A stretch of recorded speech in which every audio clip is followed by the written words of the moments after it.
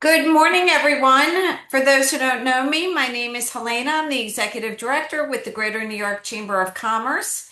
And today I'm really excited about this. We have Dr. Daniel Goodman, and he's talking about best kept secret in health.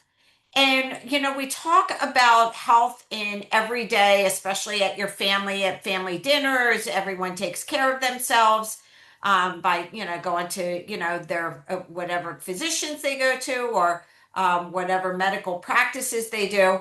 But it also affects your health in the workforce. And I thought when Dr. Daniel came to me and he's been on our online networking, we talked about this. It's a good opportunity for him to give people tips on, feeling good. And when you're feeling good, it affects your business and it affects your family life.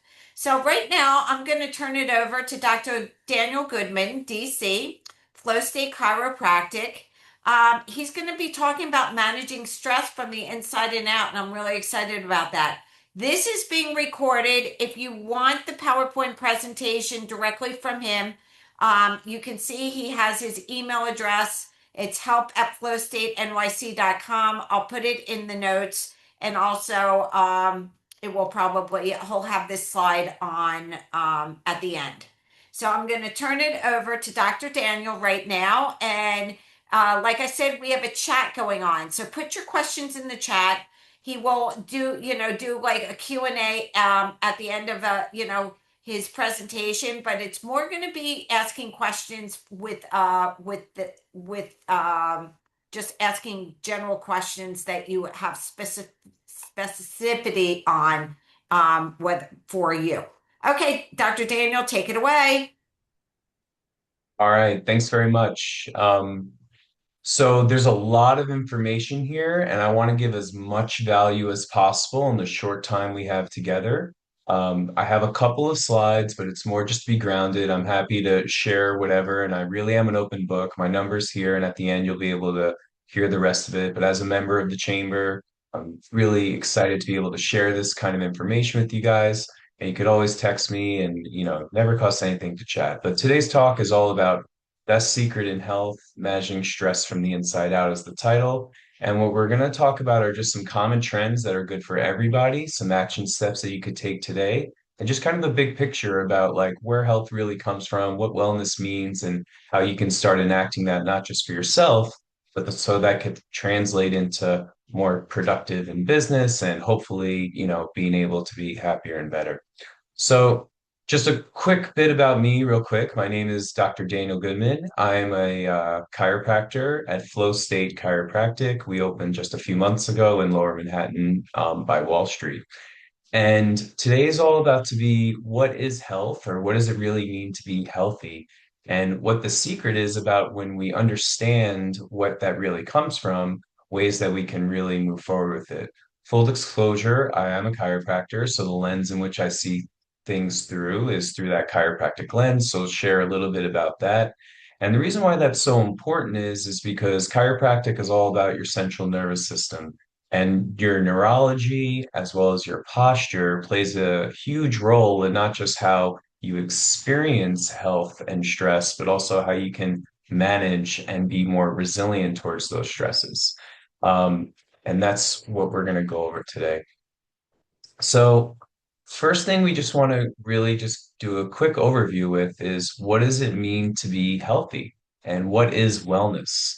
That's a word that gets thrown around a lot in all sorts of spaces. If you Google or look up wellness, so you can go from beauty bars to yoga studios and everything in between. And so we just kind of want to get a little bit of framework for what we're going to be referring to. So the dictionary says that health is the state of being free from illness or injury. And seemingly, when we are just going about our day to day, if you feel sick, you're just not kind of feeling yourself. You're feeling off or in pain or maybe a cold coming on and things like that. And then the World Health Organization, though, has a bit more of a holistic framework for what healthy means. And that's health is a state of complete physical, mental, and social well-being, which is not merely the absence of disease or infirmity. So, in other words, The dictionary is saying to be free from illness or injury or not feel those symptoms means health, whereas the World Health Organization sees that just being absent of symptoms doesn't necessarily mean that we are healthy. Medicare, which operates as kind of like the gold standard for coding and care, which a lot of the insurance companies and other types of protocols will be based off of, is that they only treat for medical necessity, which is meant for treating illness, injury, disease, and symptoms. So there's a big disconnect there between how the World Health Organization sees the picture of health or wellness and how we in, the United States kind of look at health and wellness. A lot of times when people look at are you healthy or are you well and talk about healthcare, we really only go to the doctor or seek help when we're feeling symptoms or something's off, or whether it's a pain or an injury or something like that. But really, if you think about it, a lot of these symptoms don't necessarily mean you're unwell, but it's actually a function of being healthy and well. A good example that we always use is a fever. When you have a fever, a lot of times people want to take something to make the fever go away. But when looking at the true picture of health, we want to know, well, why do we have a fever in the first place? And your body is so smart that it will heat itself up to kill or combat a different virus or bacteria or thing of the like. So the thing is not that we want to get rid of these symptoms, but understand why the mechanism of that is happening in the first place and understand if that's a good thing or a bad thing. Because if you didn't develop that fever, then that means that bacteria or virus would be able to replicate and take over and become something much worse. So being healthy is less about having no symptoms and more about being as resilient as possible towards those inevitable symptoms. And another way of calling that those different stressors is we just use that word stress pretty loosely. A lot of times when people hear stress, they think about emotional pressure. But the way that we're going to talk about it is in a few different ways. And that's the big secret, the big takeaway for how you're going to be as healthy as possible. And that's by managing what these stressors are, being able to adapt and be resilient to those different ones, and understanding where those holes or gaps might be in your own self-care, whether it's inside your office or outside your office. Because we are anatomical beings, meaning that we're not invincible and stressors are inevitable. Even the weather, sometimes it's cold out, sometimes it's warm out. And if you're not able to, adapt accordingly or dress accordingly, then you can suffer in each of those. So it's about being resilient and being more adaptable to these inevitable forces. And we talk about a lot in health and with especially with stressors that we have constructive forces and destructive forces. A destructive force is going to be something from the outside, and the constructive force is how our body adapts to it. So I'll use the example of heat a lot of times because when it's super hot outside, what happens? We sweat. Now, sweat is a just natural function of the body's way of cooling down. It's a way of releasing heat. And that's a way of being constructive by helping to adapt to those destructive force, which is heat. Obviously, if it gets too hot, then we're not able to survive in those temperatures. And if you've ever had a, mishap cooking, then you know that something too hot doesn't lead to a tasty meal. So it's the same kind of concept. And with the trends we're going to about to talk about, a lot of them are really common, but there is no cookie cutter solution for everybody. So if you do have a personal, health concern, we could talk about that directly, after this, but these are more for just general trends that are true for everyone. So we're looking at that stress, those social norms that are causing stress, especially inside the workplace, and kind of how we're able to be most resilient and adapt to those stresses in three main phases that we're going to get into in a bit. So, the big secret in health is that you have all the power and tools inside you to adapt to these stresses. 9 months before you were born, two cells hit, and with no assistance whatsoever, the power inside the body replicated and mitosed those cells to become a perfect human with every organ system in place the way it should be. That's how we were designed. And by nourishing that natural power, by nourishing that that catalyst for what makes your physiology go is what's going to make you most resilient. And understanding where these stresses are that affect it can really help to improve our health. And when your health is improved, your productivity is improved, which helps how your business will perform. Even further, with less ills and being more resilient, that also means less sick days. That means happier employees. And it just shows up in so many ways for how it can help to benefit not just your life, but your business in general. So we're going to be talking about how the central nervous system, which controls every single action and function inside the body, including how you feel pain and how you adapt to these stresses, how we can help to affect that. With real chiropractic, which is what we're always going to talk about, chiropractic is about the central nervous system, and that's what lies inside your spine. So when we put stresses physically to the nervous system, or emotionally to the nervous system, or chemically to the nervous system, that's going to be affecting how the entire output of the body works, including its own innate physiology. So the big secret to managing this stress in the central nervous system is by going through the three T's. The three T's stands for thoughts, traumas, and toxins. These are the three ways that we're able to better understand where we may have gaps in our self-care, and also three ways that we can help to nourish our own bodies and systems so that we can better adapt and perform and be as healthy as possible. So the three T's mostly goes to physical, chemical, and emotional trends. So physical, we'll talk about different traumas to the system. Chemical is going to be about nourishment and toxins to the system. And lastly is going to be thoughts, which is going to be, those emotional stressors. So let's get into it. The first we're going to talk about are thoughts, and these are emotional stressors.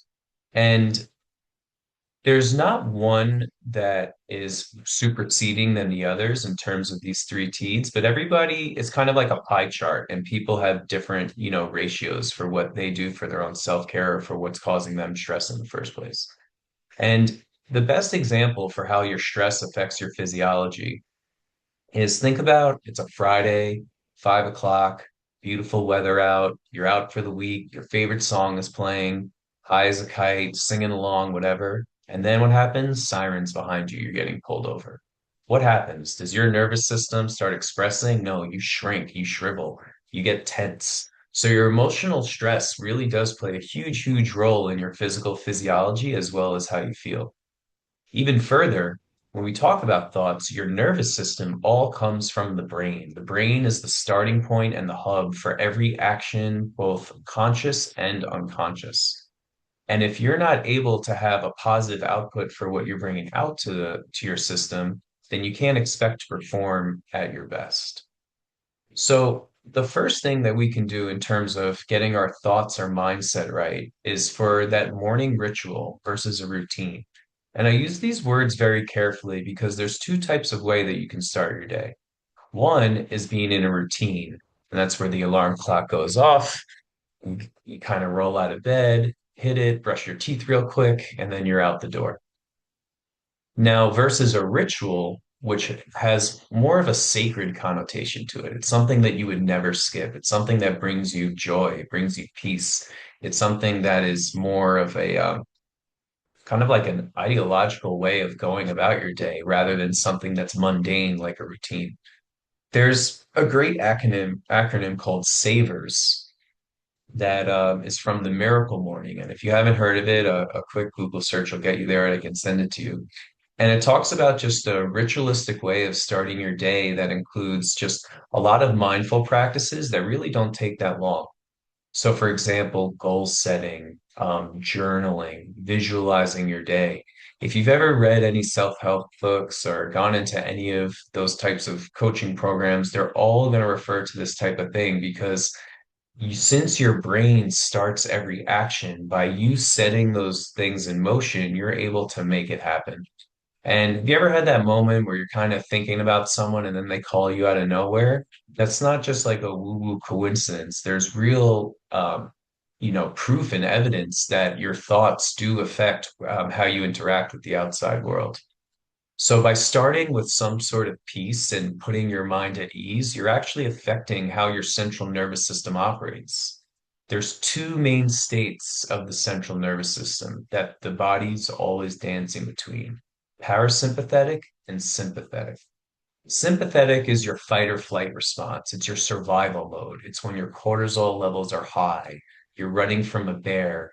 Your pupils will constrict. Your blood will rush. Things will speed up. You won't be as hungry. This is when you're in a stressed out state. Whereas parasympathetic is where we call um, rest and digest. That's where the true healing happens. That's where things dilate, things calm down, things slow down. Your the motility in your digestive system works. And this is where you're able to be at a more calm and better and performing state. So we want to try to nourish that as best as possible because when you're in that stressed out survival mode and that sympathetic response, you're going to make more rash decisions. You're not going to be as composed. Even when you sleep every night in the morning, technically overnight, you're in a night fast. You're not eating, you're surviving. Your body's using its glucose stores and other things in order to survive throughout the night. And in the morning, your cortisol levels are as high as they can be, which is why we need to help to counteract that. And we'll get to that a bit later, but there's a few strategies that you can do to help calm the nervous system. So meditation, um, a lot of times that can be a little what's the word? It can be a little frightening for some people or a little, apprehensive towards it because you think you have to like sit in silence for an hour, but that's not necessarily true. It could just be a few minutes of just some self-thought. There's certain breathing techniques that can help you just kind of tap in and calm the nervous system, enter that parasympathetic state. Ujjayi breathing is one that's super simple to do.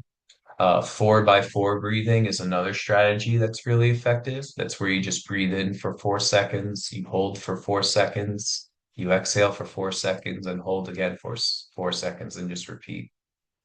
And the reason why this is also so important for pain is because pain is what we call as a cortical event, meaning it happens in the brain. There's a condition called phantom limb pain where people don't have arms and they still have pain in their arm. So it's clearly not the effector where the pain is coming from. It's all happening as a cortical experience inside the brain. And when you understand that, you're able to help to change those pathways a bit more. Your limbic system is what's kind of like your emotional state of being. And when your limbic system is activated, when you're doing things that bring your joy, you're actually able to circumvent these pain pathways and feel better.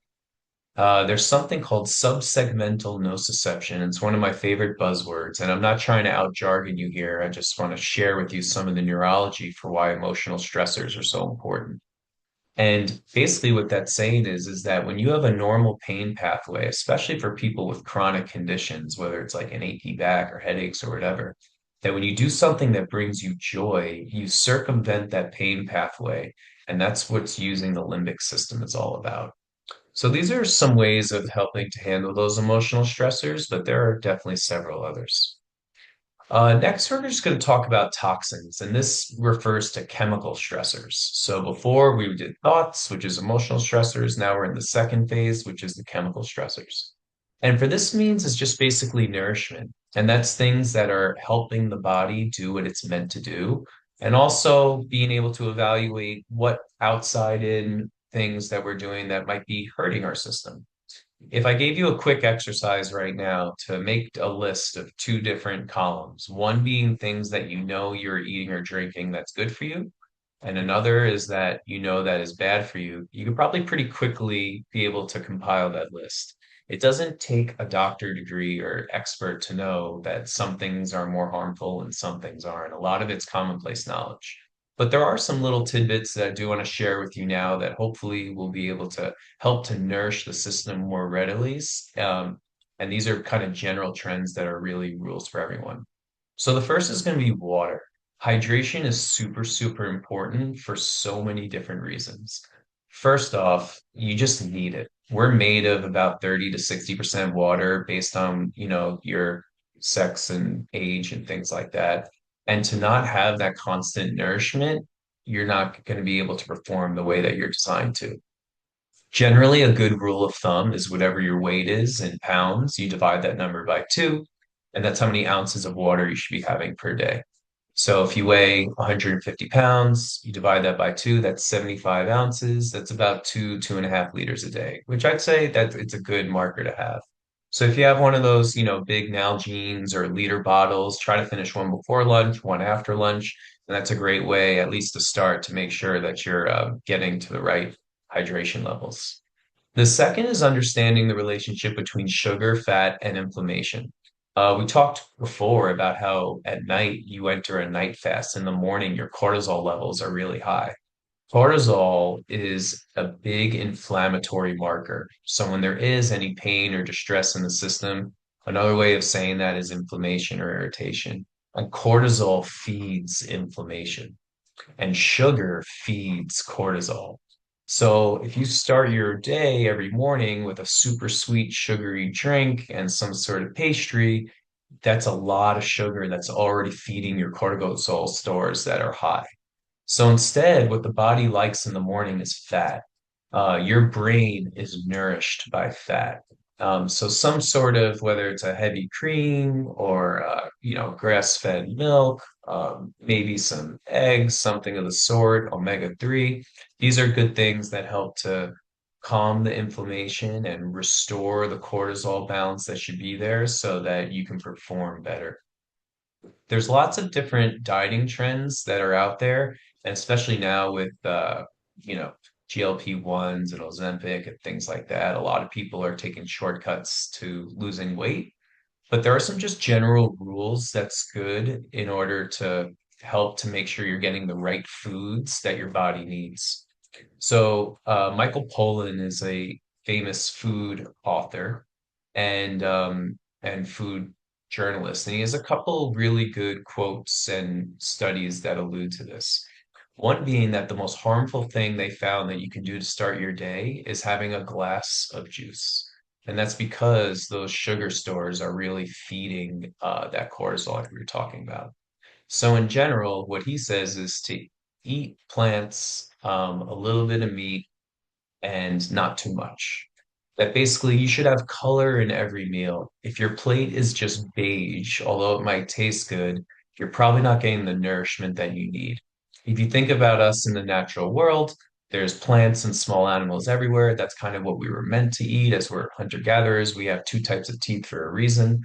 So having good green leafy vegetables in every meal is a good idea. So even if you go enjoy yourself and get a burger or barbecue or whatever, instead of your side being fries or a baked potato, maybe just try like a salad or greens instead. Little things like that add up over time.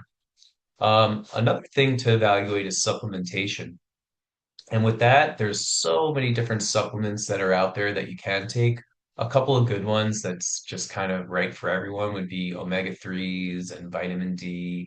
Um, Most people, because of our modern American diet, don't have the correct omega-3 levels, and that's what we were talking about before, helps to nourish the brain and the nervous system. Michael Pollan, that I was mentioning before, also has a quote about supplementation that it's less important to take the supplements and more important to be the type of person who takes supplements. So the person who does yoga 3 times a week and has a smoothie probably isn't driving through McDonald's, right? And same turn, the one who's getting the triple cheeseburger and like a giant, Coke for lunch probably isn't washing down their fish oils, with that. So it's easier to add these good things for us than take away the things that we're used to. But these are some good strategies to help to nourish the system a bit better.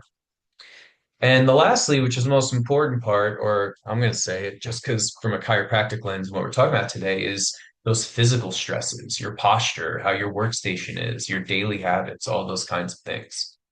And there's two types of trauma. There's macro trauma and micro trauma. So macro trauma, those are the big events, right? You get hit by a car, you get in an accident, you slip and fall, you break a limb, something like that, these big catastrophic events. And with that, there's, different ways to care for it based on what your assessment or diagnosis might be. But the more insipid micro trauma is what we're going to get to today. And those are the little things that you're doing day to day that change your body, your nervous system, and your performance over time. So they say, so is crooked as grows the tree, right? And if you've ever, anyone here have plants, where you put your plant on the windowsill based off the light source is going to affect where that plant grows. And it's the same thing with our body.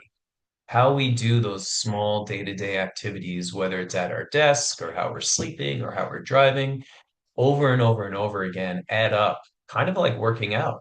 You're almost physically creating a new state of being every day based on these different trends.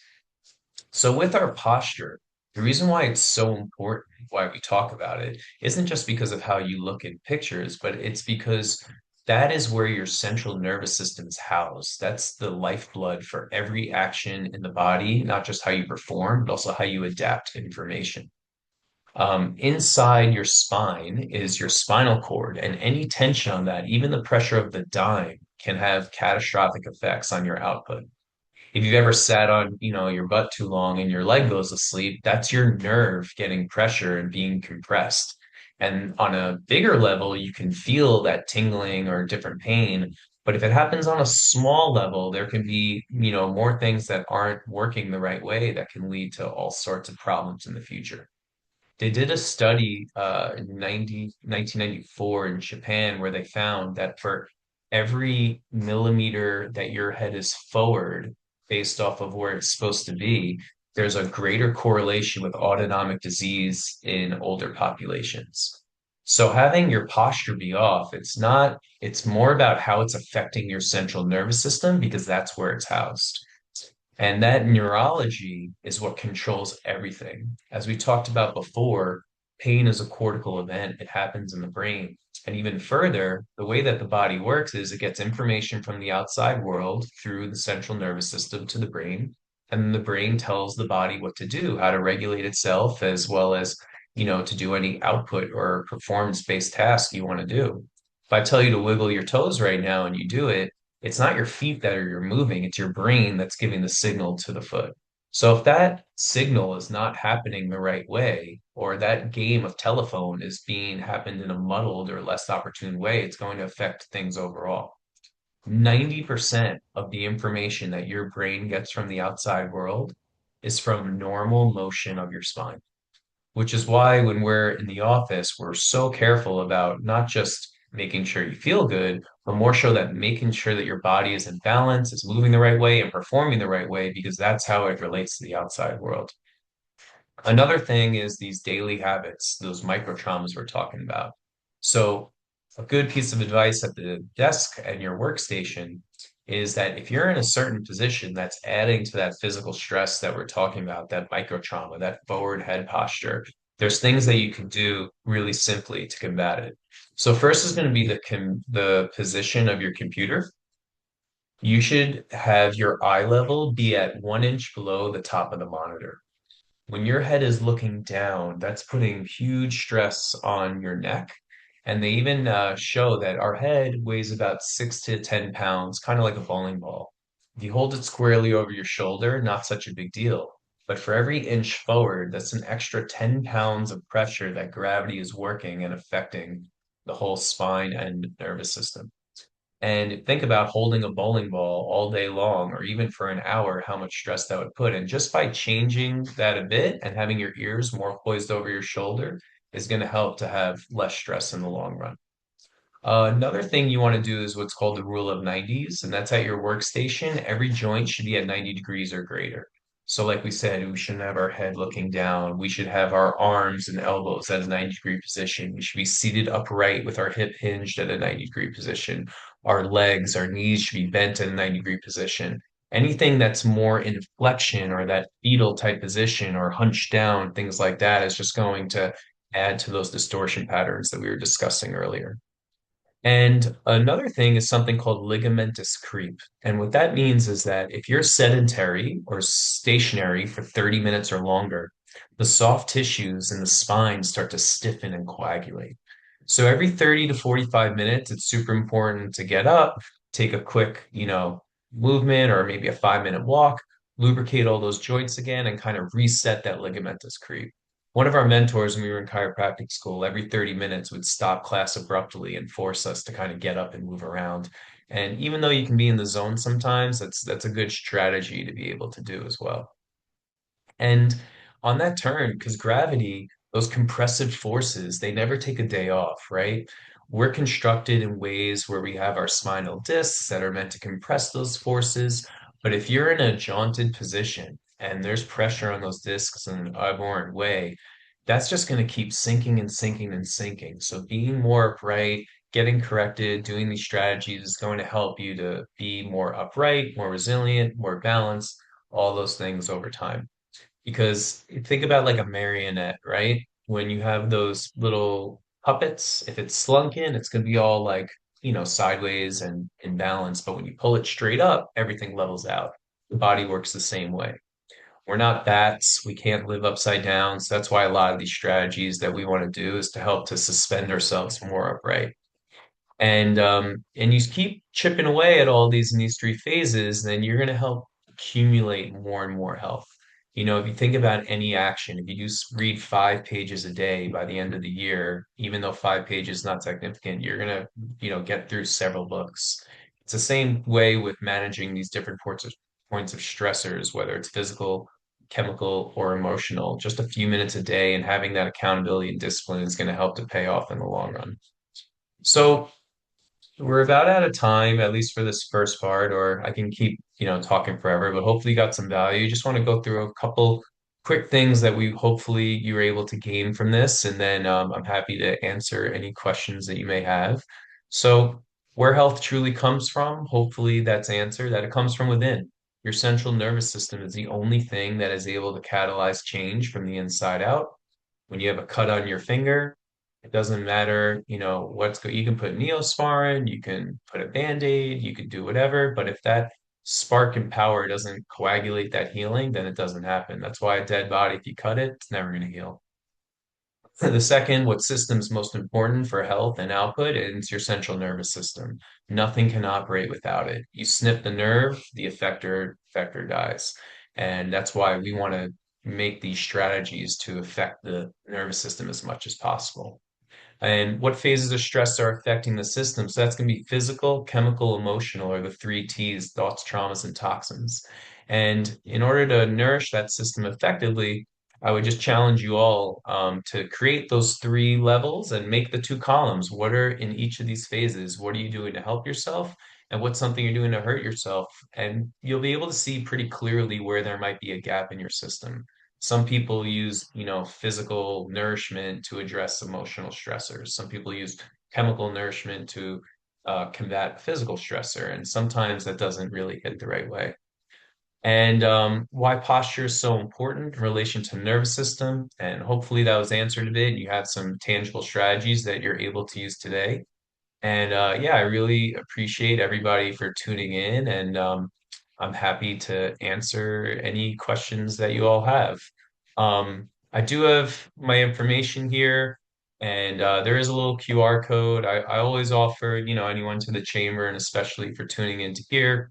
If you're interested in, coming to the office, would love to chat with you. Just shoot me a text, and there's a special rate for the chamber. So thanks again for having me, and I'm happy to answer any questions now. Thank you so much for that. That was so interesting. Does anyone have any questions? Put it in the chat. I don't know if people are going to get into, you hit so many avenues, especially of the breathing. You said that there was something that you would, oh, it was at the beginning about with the breathing, and then also there was a good uh website website or something. Oh, yeah, I'll drop that in the chat right Yeah. now. It's the SAVERS acronym with the Someone wants miracle to know while morning. you're doing this, are supplements as good as nutrition and food? So yeah, great question. Short answer, yes and no. And I can explain. So absolutely food is the most important. You need to nourish yourself.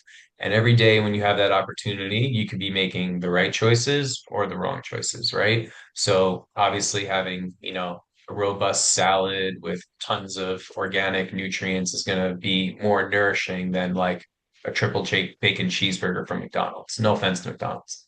But at the same time, there is some supplementation that I would say is very, very important. One of our mentors, this nutrition guru that I learned from Dr. Dan Murphy, had us all do a finger prick test. That was about 150 super, super health conscious people for omega-3, omega-6 ratios, which is the fat, nourishment in the brain and the spinal cord. And out of 150 people, two had the correct level. Two. One of them was someone who went to his lecture a year earlier, and the second one was just, someone who was like hardcore into supplementation, whatever. So moral of the story being is that even if you're eating great, you still probably don't have the right omega-3 levels just because of the American, diet and our food sources. So some supplementation, I would say, is kind of a non-negotiable, a good omega-3 being one of them.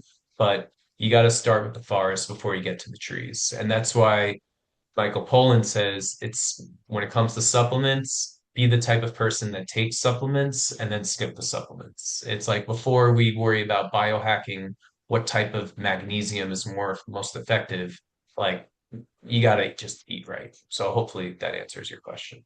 Yeah, you put the thing in, are they all as a follow-up? Well, okay, hold on for 1 second. What exercises can they do at work for long hours on a laptop? Good question. Yeah, so that is a good question. So firstly is having things in the right set up first. So your laptop ergonomics, if they're not sound to begin with, you're always going to be feeding into that distortion. So that's having your eye level at the correct thing, not having your head tilted down. The average person spends 6 to 8 hours a day on their cell phone in a flex position. The average person also spends 10 hours a day in front of some sort of screen, whether it's a TV, computer, or a phone, or all three at the same time. So if you have your head in flexion for most of the day, you can do all the exercise you want, but you're going to keep feeding into that distortion. So have your stuff in the right setup. That's going to be the first step, which I'd say your ears should be more poised over your shoulders, eye level 1 inch below the monitor, level of 90s for all your other appendages. But if you want to deep dive a bit more, if you just Google upper cross syndrome, you can go to ChatGPT. There's a bunch of exercises. That's the general trend of that anterior head carriage or that forward head posture. But without doing like a proper assessment, I wouldn't, want to prescribe certain exercises. But that general trend for forward head posture or anterior head carriage is pretty commonplace. I saw it's interesting because two of my children are Ironmen, so they're really into it. So we my feed is so there was one person that was at a desk computer, and underneath the desk she was riding her bike, and it was Yep. just at eye level, but she was typing, doing all her work, answering the phone, and still Yeah. on the bike. And I thought that was really funny and Yeah. very, very interesting because so, um, someone said they have I don't know if they're still on, but, they got a shoulder injury. They're going to reach out to you today. Thank you for this. Cool. I'll email you the person. Uh, someone else. And that, how can you tell that, which supplements are better than, others? It's not That's a really FDA tough one. regulated. Yeah, so that's a really tough one. There's a lot of controversy between that actually because the FDA and regulation, they're less about the quality of it when they approve stuff and more about is it harmful or not. There's a lot of skepticism out there about if supplementation is really, good and which ones are great. So there is one company called Standard Process that I do believe in. They use like real organs and stuff like that for their stuff.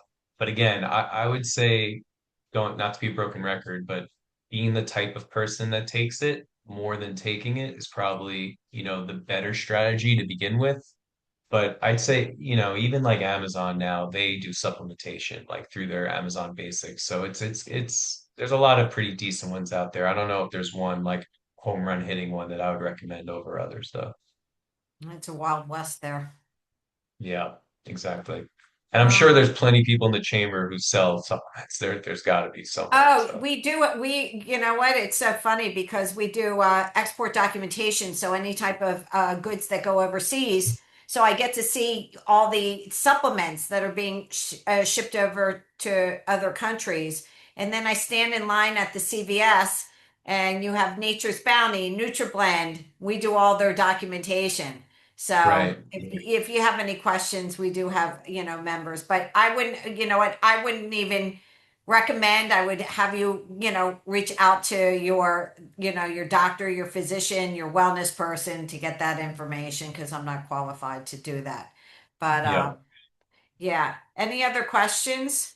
What's really interesting and is, like I mentioned that my kids are into, they train for Ironmans and they're one is very elite up there. So his regimen and his diet and his nutrients. So you watch it for a while, and he kept on saying, "Why, look at the food ingredients in what you eat." And I mean, I'm older and everything like that, and I'd be like, yeah, yeah, yeah. But then I started to really deep dive into that, and it's crazy if you really look at the ingredients of what you're putting into your body. So at the beginning, you were talking about the sugars and things like that. So it's very interesting to hear and to find out that what you put in your food in your body is how you're going to feel. Yeah. And even further, like just reading ingredients in general, whatever the first ingredient is, that's the most potent, and whatever is the last is what's the least fit in it. So that's a good gauge for seeing where it's at. And the two of the general rules of thumb that people kind of go by is when you're shopping, if you can't pronounce or you don't know what it is, then it's probably like a ultra processed heavy preservative. And also just shopping in general, if you stick to the outsides of the aisles, that's where all the fresh stuff is. It's all the inside aisles that have all the preserved things. And so if you just do your shopping around the edges where you're getting like, whether it's the right baked breads without enriched flours, the proteins and the vegetables and fruits, and that's what you work with, that you're probably in a much better position than being on the insides where it's all just like preserved stuff with a bunch of crap in it. Yeah. I'm thinking for the for the next webinar, we should, how you have all the people on the bikes. We should have, everyone get their bike underneath their computer desk and do, like just Yeah, that's a a strategy fun for sure. ride. Any other questions? Let me see. Someone said that you have a beautiful, calming voice. I appreciate that. So I've heard that before. I was thinking about a side gig reading bedtime stories or something, but that we'll would see. be for adults to get to Right, right. sleep because everyone has insomnia now. That's a whole deep dive. It's really interesting. Yeah. I can have a whole new conversation on how many people I'm running into that are talking about insomnia now. That's like the new hot thing. That's not supposed to be hot. Yeah. There is a podcast called Sleep With Me that I really like. And it's this guy who has this just monotone, boring, meandering voice where he tells adult bedtime stories that are meant to be so convoluted and boring that it just puts you to sleep. And it's pretty funny. So if you are restless and that could help you, check it out. Sleep With Me, it's called. Sleep with me. That Yep. not sleep with me, but sleep with the podcast. Right. Um, Yes. Yes. well, Dr. Daniel Goodman, DC, thank you so much for this. This was very informative. Like I said, this is on Chamber TV. It will be on Chamber TV as soon as I download it this afternoon. If you have any questions, Dr. Daniel, if you can move over to the right so they can see your email address, help@flowstatenyc.com. Perfect. And his website is flowstatenyc.com. And you can call him directly or text him. His number is right there. You know what? The people are saying thank you, thank you, thank you. Great. This was great. This was a lot of fun and very informative. I think this should be, we've talked about mental health, mental wellness, and in the workforce. We need to even talk, about being healthy and how Yeah. important it is and the effect of being healthy, and the production of your work. So, Yeah. it's Well, even on that, there's a great study I always cite it that shows that so SSRIs, that's like depression, anxiety medication that's pretty powerful and a lot of people take them. If you exercise 30 minutes a day, 4 days a week, it is more effective for your serotonin and dopamine levels in the brain than every SSRI medication on the market. mm, So, in a sense, by being invested in your health, especially in a physical way, you it's a non-negotiable for your mental health. They have to go together. And that's why we talk about these three phases because they're all related and you can't neglect any of them. It doesn't mean that one might not be more omnipresent or more avoidant of what's working for you, but you got to look at all three because they all play a role. yeah, and if you're on here and you want Dr. Daniel to come by your workplace, he could come in there, just set up a meeting with him, and he can have a group session and just analyze anything that you need for to produce more productivity for Yeah, yourself. I love get and there's other. Hopefully, we'll be able to do another talk. Like I have a ton of different. I love this stuff. I can talk about it for days. So I'm I glad love we it. were able to squeeze it in. Well, thank you again so much, everyone. I'm just checking, make sure we got all the questions. If you have any questions, reach out to Dr. Daniel Goodman, DC, Flow State Chiropractic. And hopefully, you know what? I think it was beautiful out. I don't know about now, but get It out and is. walk. It's good There for you you. go. All right. Okay, bye, Thanks again. everyone. Thank you All so right. much. Thanks.